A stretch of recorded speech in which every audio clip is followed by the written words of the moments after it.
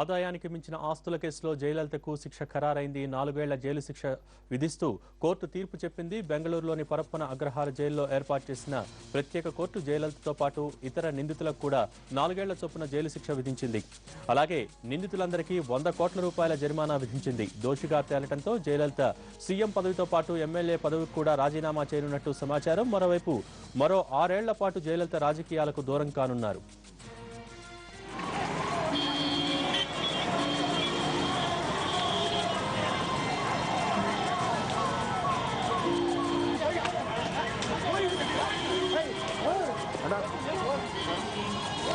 అలా బెంచ్ చేసి లాఠీ చార్జ్ చర్యలు ఓకే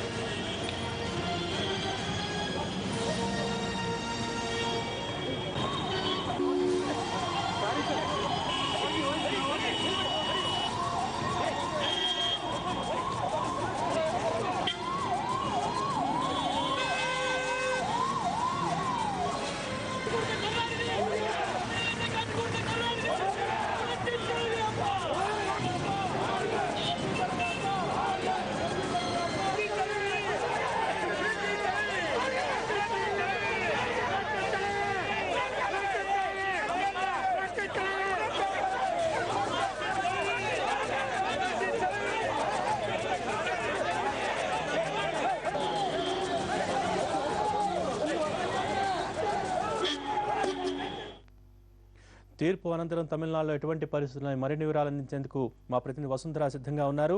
వసుంధర, చెప్పండి, తీర్పు అనంతరం తమిళనాడులో ఎటువంటి పరిస్థితులు ఉన్నాయి, ప్రస్తుతం సిచ్యువేషన్స్ ఎలా ఉన్నాయి, వచ్చిన తీర్పుకు సంబంధించి అన్నా డిఎంకే వర్గాలు ఏమనుకుంటున్నాయి? వచ్చిన తీర్పు ఏంటంటే తీర్పు కోసం పొద్దు నుంచి కూడా ఎదురు చూసి సాయంకాలం తీర్పు వచ్చి అంటే తీర్పు రాకముందే ఫస్ట్ దోషిని నిర్ధారించబడిన అనంతరం నుంచే మొత్తానికి మొదలైంది. ఎలా అంటే మొత్తానికి ఏంటంటే కరుణానిధి దిష్టి బొమ్మలను కాల్చడం దగ్గర నుంచి మొత్తానికి వాళ్ళు విధ్వంసం మొదలుపెట్టారు. అయితే తీర్పు వచ్చిన తర్వాత అంటే ఒక సాయంకాలం ఒక 5 తర్వాత వచ్చిన తీర్పు వచ్చిన తర్వాత వాళ్ళలో మరింత ఉధృత పెరిగింది. ఎందుకంటే ఇది ఒక ఎమోషనల్ టచ్ అని చెప్పొచ్చు. ఏంటంటే ఎప్పుడూ కూడా ఆమె జైలుకి వెళ్తారు, ఆమె అరెస్ట్ అవుతారు, ఆమె జైల్లో కొన్ని సంవత్సరాలు ఉండాల్సి వస్తుంది. ఇటువంటి సిచ్యువేషన్ వీళ్ళు ఎదురు చూడలేదు అన్నాడీఎంకే పార్టీ తరఫున. ఎందుకంటే ప్రస్తుతం అన్నాడీఎంకే పార్టీ ప్రవేశపెట్టే పథకాలే కానీ రూల్ చేసిన విధానమే కానీ కొంతవరకు కూడా ప్రజల్లో చాలా ఇమేజ్ని పెంచింది. ఈ నేపథ్యంలో ఆమె పైన ఈ కేసు అనేది ఆమె నేరస్తులుగా పరిగణింపబడడం, ఆమెకి 4 సంవత్సరాలు జైలు శిక్ష వేయడం అనేది కొంతవరకు జీర్ణించుకోలేని పరిస్థితి పార్టీ శ్రేణుల్లో. అయితే డిఎంకే పార్టీలో మాత్రం చాలా ఆనందోత్సవాలు పెళ్లిబుకుతున్నాయి. ఎలాగంటే వీళ్ళు అంటే ఈ కేసు అసలు వేసిందే వీళ్ళు ఏంటంటే డిఎంకే పార్టీ ప్రధాన కార్యదర్శి అన్బల్గన్ ద్వారా ఈ కేసు ఫైల్ అయింది. మద్రాస్ హైకోర్టులో ఫైల్ అయిన ఈ కేసు ఈ 18 సంవత్సరాల్లో ప్లాన్ చేయమంటున్నారు చూడు.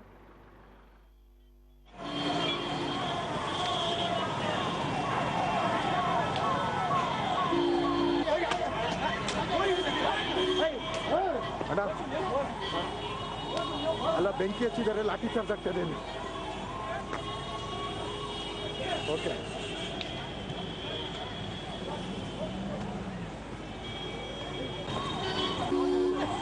సారీ సార్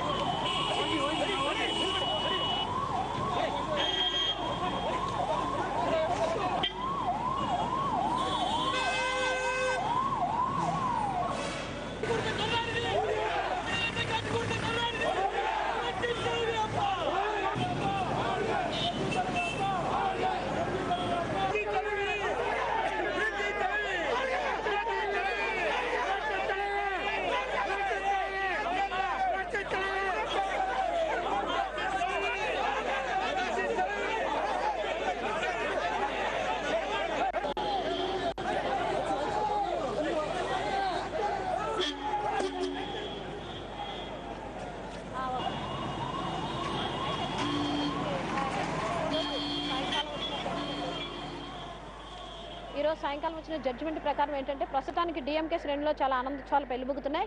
ఎలాగంటే వీళ్ళు అంటే డిఎంకే పార్టీకి సంబంధించిన డిఎంకే ప్రధాన కార్యదర్శి అన్బల్గన్ వేసిన కేసు మేరకు మద్రాసు ఉన్నత న్యాయస్థానంలో వేసిన కేసు మేరకు 18 సంవత్సరాల పాటు కొనసాగింది ఈ కేసు కొనసాగిన అనంతరం కూడా ఈ కేసులో ఏంటంటే మొదట మద్రాసు ఉన్నత న్యాయస్థానంలో దాఖలైన ఈ కేసు సజావుగా సాగడానికి బెంగళూరు కోర్టుకి తరలింది. అయితే బెంగళూరు కోర్టులో దగ్గర దాదాపు 18 ఏళ్లు కొనసాగిన ఈ కేసు ఈ రోజు తీర్పు వెలువడించడం అనేది కూడా కొంతవరకు అన్నాడీఎంకే శ్రేణిలో ఉధృత చోటు చేసుకుంది. అయితే అన్నాడీఎంకే శ్రేణులు ఉద్రిక్తత ఓ పక్కన అలా ఉంటే మరో పక్క ఈ డిఎంకే పార్టీ తరపున ఏంటంటే చాలా ఆనందోత్సవాలు పెళ్లిబుగుతున్నాయి. మనం ఇప్పుడు ప్రస్తుతం ఇక్కడే ఉన్నాము. ఈ డిఎంకే కరుణానిధి అంటే మాజీ ముఖ్యమంత్రి డిఎంకే పార్టీ అధ్యక్షుడు కరుణానిధి నివసించే ఏరియాలోనే ఉన్నాం మనము, అదే రోడ్లో ఉన్నాం మనం. ఏంటంటే ప్రస్తుతానికి ఏంటంటే మార్నింగ్ నుంచి కూడా మొత్తానికి పార్టీ శ్రేణుల్లోంచి మంత్రులు అంటే మాజీ మంత్రులు, మాజీ పార్టీ నేతలు, తర్వాత ఏమో పార్టీకి సంబంధించిన కార్యకర్తలు, అలాగే పార్టీలో ప్రముఖులు అందరూ కూడా కరుణానిధి ఇంటి దగ్గరే గుమిగూడు ఉన్నారు. ఏంటంటే ఎటువంటి వార్త వస్తుంది, ఎలాగా ఈ కేసు గెలుస్తామా గెలవమా, ఎందుకంటే చాలా కేసులు మనం ఏంటంటే ఈ చాలా కేసులు ఈ డిఎంకే తరపు నుంచి అన్నాడీఎంకే పార్టీ తరపున ఆ పార్టీకి వ్యతిరేకంగా దాఖలయ్యాయి. అయితే ఏ కేసు కూడా అంతగా సక్సెస్ అవ్వలేదు. ప్రస్తుతం ఈ కేసు మాత్రమే సక్సెస్ అవుతుందా అవదా అని చెప్పి ఎదురు చూసిన డిఎంకే శ్రేణుల్లో ఈ కేసు గెలవడం అనేది అంటే జయలలితకు వ్యతిరేకంగా రావడం అనేది కూడా చాలా సంతోషకరంగా జరిగింది వీళ్ళకి. దీంతో ఏంటంటే డిఎంకే శ్రేణుల్లో చాలా సంబరాలు జరుపుకుంటున్నారు. అంతేకాదు అయితే కరుణానిధి మాత్రం ఇప్పటివరకు కూడా బయటికి రాలేదు, ఎవరితోనూ కూడా మాట్లాడలేదు. అలాగే స్టాలిన్ కూడా లోపలే ఉన్నారు. అయితే వీళ్ళు సమీకరణ సమావేశాలు మాత్రం ప్రస్తుతం జరుగుతున్నాయి. ఏంటంటే ఈ మేరకు నెక్స్ట్ ఈ పార్టీ తరఫున ఎటువంటి ముందడుగు తీసుకోవాలి, ఎటువంటి అడుగు వేయాలి, తర్వాత ఎటువంటి నిర్ణయాలు తీసుకోవాలి, ఒకవేళ అన్నాడీఎంకేకి తరఫున వేరే ఏదైనా ఒక వ్యక్తి వచ్చి ముఖ్యమంత్రిగా ఉన్నా సరే శాంతి భద్రత ఎంతవరకు కవర్ చేస్తారు, శాంతి భద్రతలు కనుక సరిగ్గా లేకపోతే ఖచ్చితంగా ఈ గవర్నర్ పాలన కోరుదామా, లేదంటే నెక్స్ట్ స్టెప్ ఏం తీసుకుందాం, ఈ విషయాల మీదే డిఎంకే పార్టీ శ్రేణుల్లో చాలా సమావేశం మధ్యాహ్నం నుంచి జరుగుతూనే ఉంది. అయితే ప్రస్తుతానికి ఏంటంటే ఆ జడ్జిమెంట్ కాపీ వచ్చే వరకు కూడా వీళ్ళు వెయిటింగ్ లో ఉన్నారు. జడ్జిమెంట్ కాపీ వచ్చిన తర్వాత ఆ తర్వాతే స్టాలిన్ కానీ లేదంటే కరుణానిధి కానీ మాట్లాడడానికి అవకాశం ఉందని చెప్తున్నారు Bhogi. Okay, thank you Vasundhara.